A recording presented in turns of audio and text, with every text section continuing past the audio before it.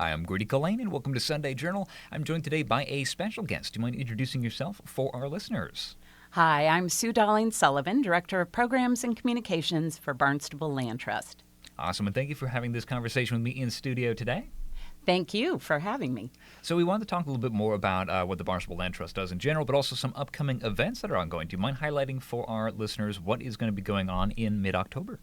Sure. Well, Barnstable Land Trust, a community-supported nonprofit dedicated to preserving special natural places that people love for future generations and for the present. We're celebrating our 40th anniversary this year, which is very exciting.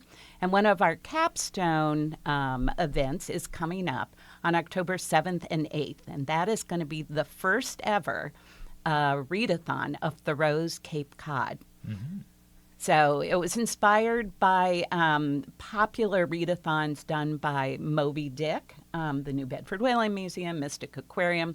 But Moby Dick is a lot longer than Thoreau's Cape Cod. So instead of a 24-hour readathon, we're doing a 2-day, 5-hour each for those, so a 10-hour readathon.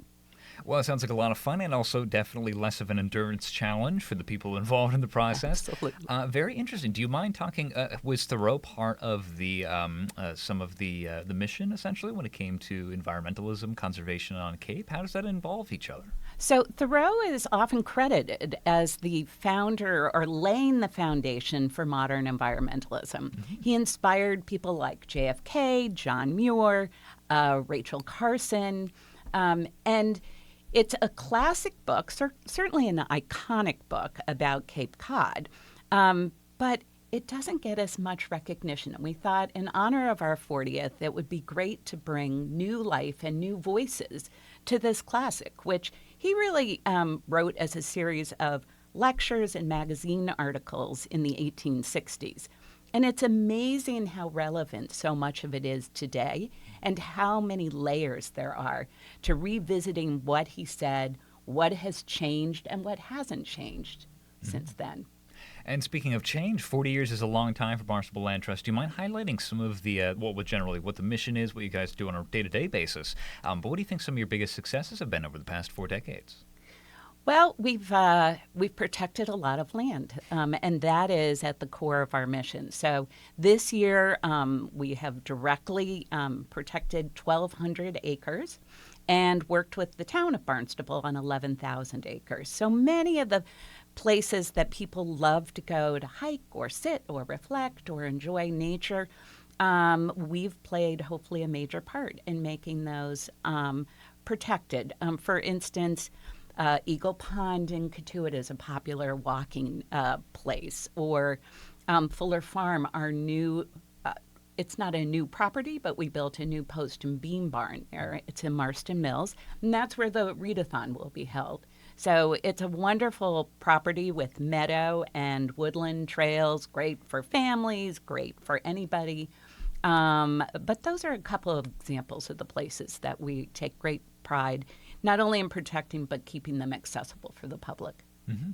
And now that there's that comes to the next question about community outreach. Is this an opportunity to kind of highlight what it is you guys do and emphasize that community standpoint you guys strive for? Absolutely. We've expanded in honor of our 40th anniversary. We've done over 70 events and programs this year, ranging from walks and talks to flower pot music concert for the summer solstice. Last night we had a great talk at Sturgis Library that talked about the history of saltworks on Cape Cod, which Thoreau mentions in his book. So we've tried to, really provide a lot of different kinds of programs so that people can explore different ways to relate to nature.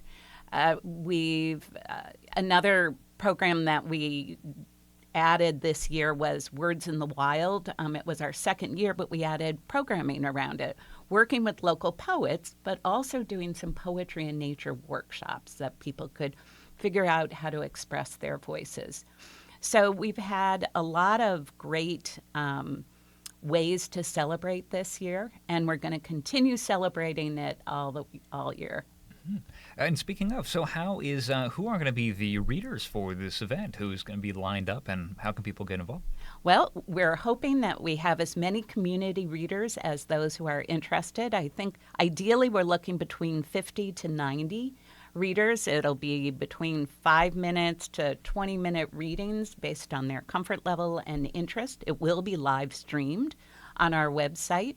But it should be just a great opportunity to give voice to some of Thoreau's words and to really be part of this larger community event in celebrating our natural environment. Now we talk a lot about the Cape. Its appeal is its water quality, as well the oceans, the beach, and the nature, which you guys are heavily involved in. But would you say that another major export of it is kind of creativity, inspiration like this, poetry? Absolutely, poetry, music, writing, making art. There's so many ways that nature manifests itself into our daily lives, and especially on the Cape, where really the environment is so much of a part of our daily lives. So, and that's what we're really trying to do. I mean, we also did an initiative called Hike Barnstable this year, which was a hiking challenge to get out and explore different trails. And that was a way to introduce people to some of our trail maps, which we just finished producing 4 different versions, including a Portuguese version, of maps and trails so that people can find new places to explore. And they've been incredibly popular. And so Hike Barnstable, we just, somebody walked into the office this week and said she was looking for our Hike Barnstable trail maps because she had a friend who was recovering from some surgery and needed to get out and do some walks. And that's exactly what we're hoping to, raise awareness with people about the resources out there back doors. That is very interesting. Well, thank you so much for sharing all this. Is there any other resources or services you wanted to highlight from Barnstable Land Trust while I still have you? Well, I hope people will check us out at blt.org. If they want to know more about the Thoreau Readathon, we'll be inviting people. We'll have tours. We have shuttle bus parking to the farm. There'll be lots to do, even if you're not a reader, and you can find out about that at blt.org/Thoreau. And you can sign up for our newsletters, which come out twice a month. There's always some fun facts. Try to get involved. We love volunteers. We love members. So we hope to see your audience come and explore. That is awesome. And one last time, when is the date again for the readathon? Thoreau's Cape Cod Readathon is October 7th and 8th at Fuller Farm in Marston Mills. And you can find out the schedule of events on our website. Awesome. Sue, thank you so much for having this conversation with me. I really appreciate it. Thank you. I'm Grady Cullen, and this has been Sunday Journal.